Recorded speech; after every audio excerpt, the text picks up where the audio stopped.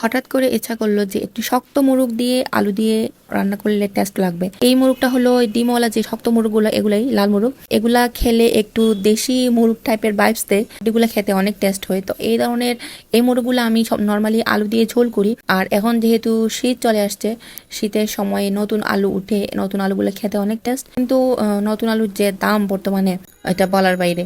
তো তাও এখানে আমি আলু আনা নিছি, মুরগও কেটে কুটে রেডি করে ফেলছি। তারপরে এখানে আমি রান্নাও বসাই দিচ্ছি। অবশ্য এই যে মুরগগুলা, এগুলো অনেকক্ষণ রান্না করতে হয় যেহেতু শক্ত থাকে। তো আমি এখানে অনেক ঝাল পরিমাণে দিব। রান্না করতে গিয়ে দেখি মরিচের গুঁড়া নাই। তাই এখন মরিচের গুঁড়া অল্প, আমার তো ঝাল হবে না। তো আমি এদিকে কিছু শুকনা মরিচ পানিতে ভিজায় রাখছি। চিন্তা করলাম একটু শুকনা মরিচ বেটে দিলে মনে হয় ভালো হবে, আর টেস্টটা একটু ডিফারেন্ট হবে। তো আমি এদিকে মাংসগুলোকে ভালো করে কষায় নিলাম। তারপরে মরিচ যেগুলো ভিজায় রাখছিলাম, এগুলোকে ভালো করে ধুয়ে টুয়ে ব্লেন্ডারে নিয়ে নিলাম, কারণ আমি এখন পাটায় বাটার মানে পরিস্থিতিতে নাই। এদিকে আমার পাতিল চেঞ্জ করতে হয়েছে। ওই পাতিলে ঝোল দিলে দেখলাম কম হয়ে যাচ্ছে, মানে জায়গা হচ্ছে না।